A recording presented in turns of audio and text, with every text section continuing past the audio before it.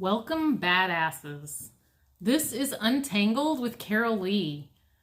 This is, it's all about self-reflection and unraveling the wisdom in life's tangled moments and trying to turn fucking chaos into clarity.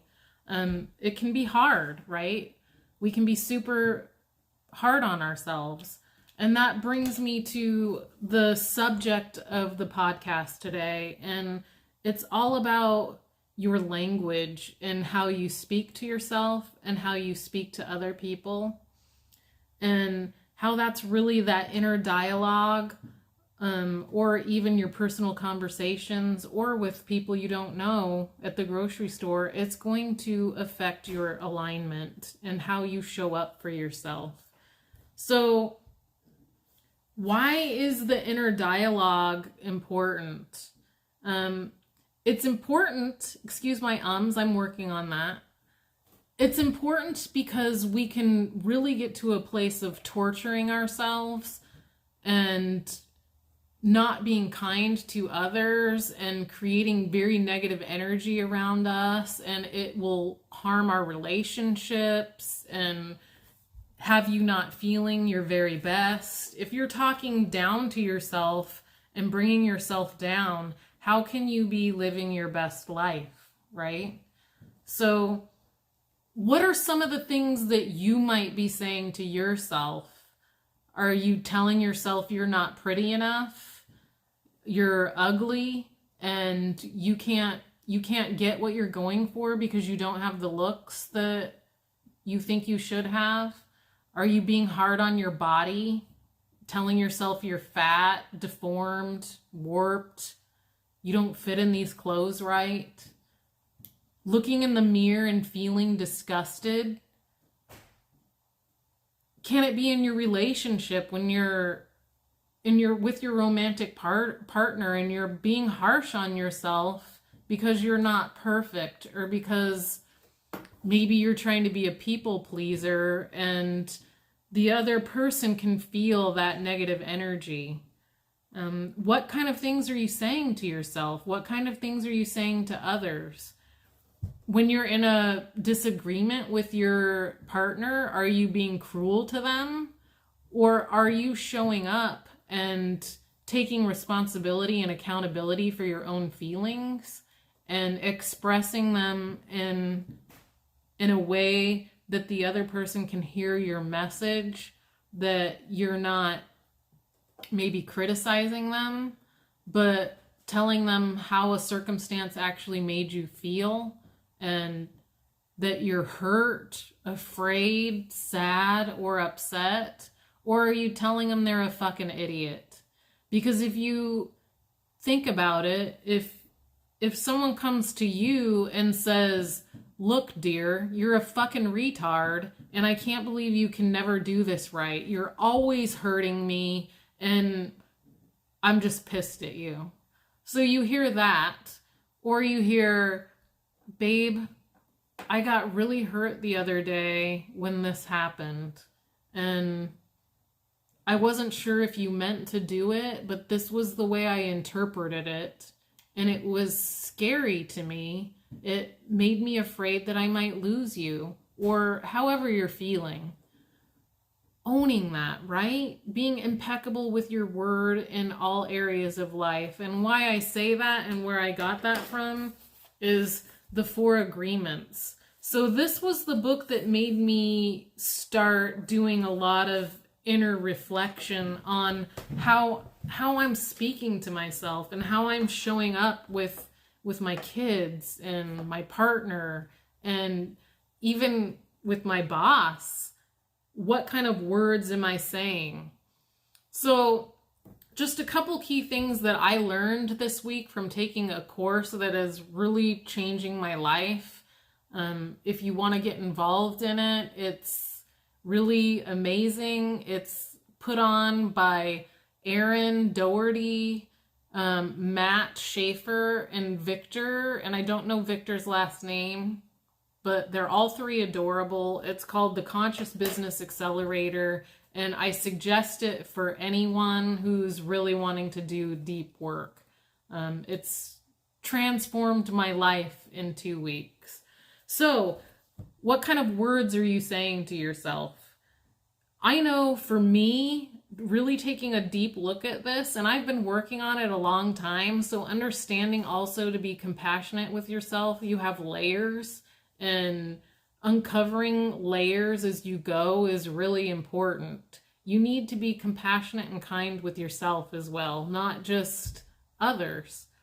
Because you're going to be growing at certain times, and certain things will be revealed to you in that time, and you haven't grown enough yet to see something else. So unfortunately, there's no magic pill that's just going to get us there immediately, right? We have to do it in layers, unfolding layers at a time, and understanding that that's okay. It's completely okay where you are. And life is about experience. And it's also about feeling these feelings that we're all trying to push down and not feel. I think anxiety is a popular one right now. I think our feelings are meant to be a guide, and we're pushing them down and not feeling them. And to me, it's really important. So I wanted to bring to you something that I've learned this week, which is 5 words to eliminate from your vocabulary. And the very first one is I have to or I need to. So if you think about this, like when you wake up in the morning, you're like, I have to go to work. I have to get ready to go to work. I have to pick up the kids after work. I have to make dinner. I need to make dinner. It's just a very, it's a toxic word. You want to rather switch it up and say, I get to go to work today. I'm blessed to go to work today. Oh my God, I get to go pick my kids up from school. And I just would like to maybe have you think of how you would feel if you were put in a situation today where you weren't able to do these things anymore for the rest of your life. I think the inner dialogue then would be, holy fuck, I can't believe I didn't know what a blessing these things were. And now they're gone and I'm not able to do them anymore. So consider that when you're saying I have to or I need to. And remember, you can switch it up to I get to, I desire to, or I'm blessed to. So the next word I would love if you could eliminate from your vocabulary is can't. I can't do it. I can't break up with him. I can't break up with her. Just remove it from your vocabulary altogether. It's disqualifying language, and it's not true. You can do it. It's something you're choosing not to do or you do not want to do. That's just coming from a place of power. I choose not to do that. It's very matter of fact.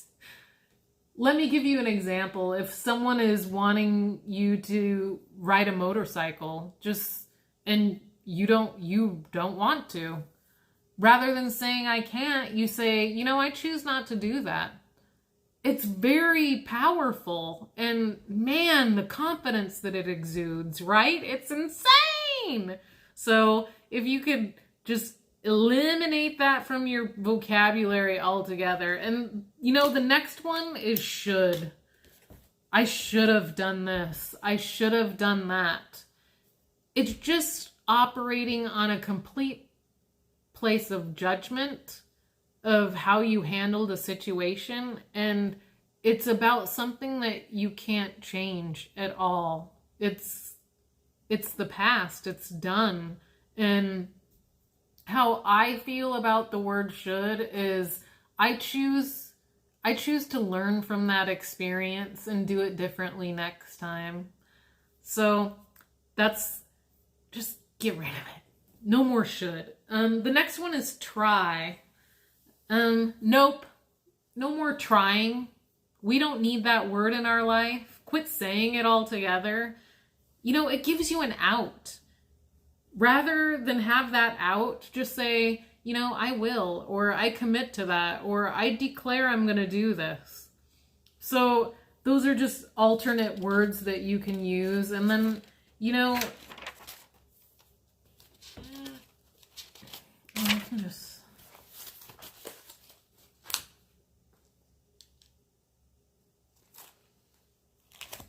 Oh, I know a good one that I would love for you to use or eliminate from your life is, this is too good to be true. Let's just quit saying that altogether. Too good to be true. This is too good to be true. But it is true. It's not too good to be true. It's happening.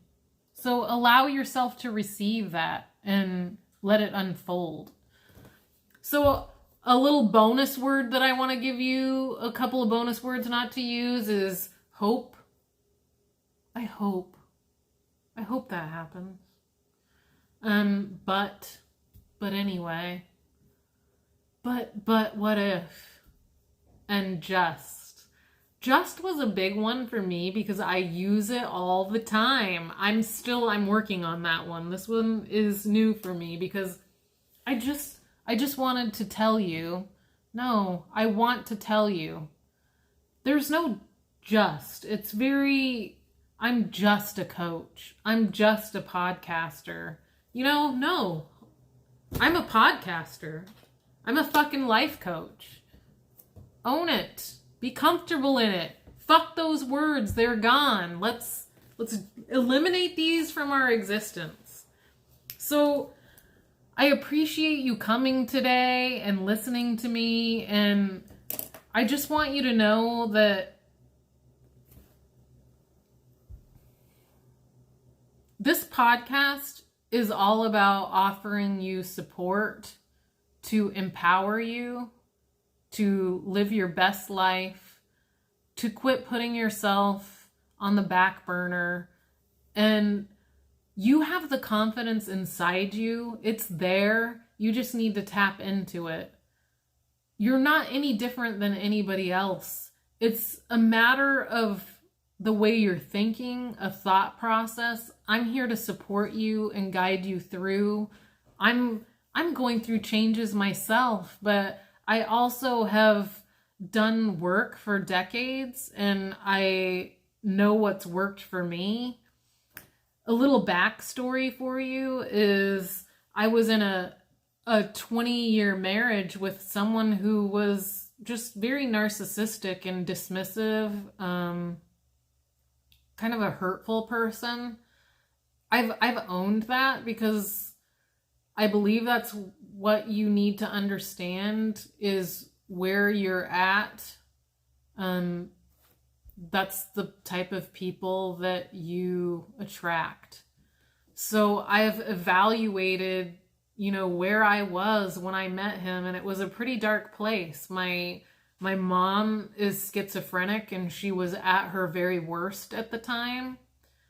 My sister started showing signs of being bipolar. Two very narcissistic women. It's no wonder that I was attracting narcissistic men. It just makes total sense to me now that I've done the work. You're gonna unravel beliefs and traumas that have occurred to you in your life. And if you're seeking therapy,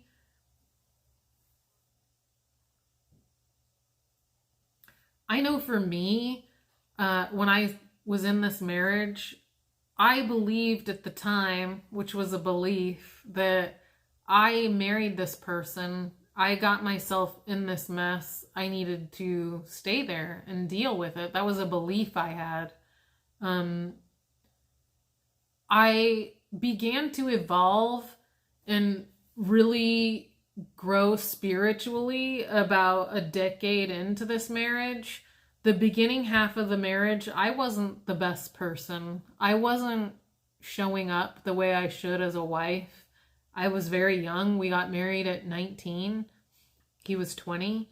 And I didn't know how to communicate, but I began to learn.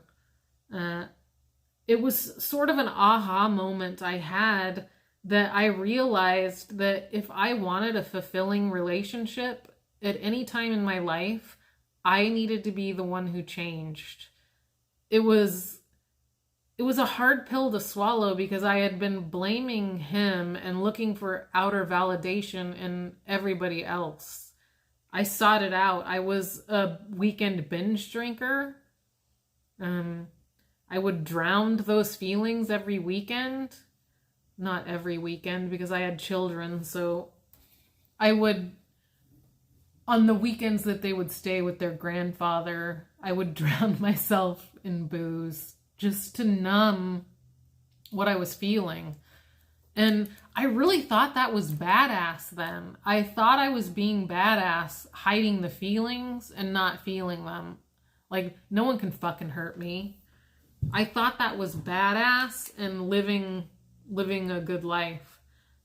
It wasn't until I started working on myself that I began to understand that what it is to live is to feel your emotions and feel alive in those emotions. That's what it is to really live. And it takes time to build that, right? I mean, traumas impact you. And I had a lot of them growing up with a schizophrenic mother. It was not easy. I was the one who was always trying to keep the peace and hold shit together. And I was invisible to my entire family. And I've made peace with that, and I've come to discover that was my journey to get here to this moment. And I don't want to take away from anybody who's feeling like traumatized by their childhood. There are situations that I can't even speak to. This is just speaking to my situation. You know, some people might need therapy. Some people might need to go to a psychiatrist. Some people might need to take medication. This is just speaking for myself and, you know, really what worked for me. So as I began this journey of change, I was already someone who worked out. I wasn't eating the best, but I began meditating, which was one of the biggest life changers for me. I started guided meditations with Deepak Chopra, and it just really changed my life. I started being able to have like a inner peace, and my mind started quieting. And one thing that was really hard for me at first, you know, anytime you're doing some change with yourself, there's this point that you're feeling this fear, and you're like, oh, I'm fucking worthless. I can't meditate. My mind's not quieting. There's something wrong with me. And you do all these self-defecating things, but what you need to really understand is that's your journey and your process through it. I think that we have this idea that life is supposed to be easy, and if yours is not easy, there's something wrong with you, and that's not the case. But I digress a little bit.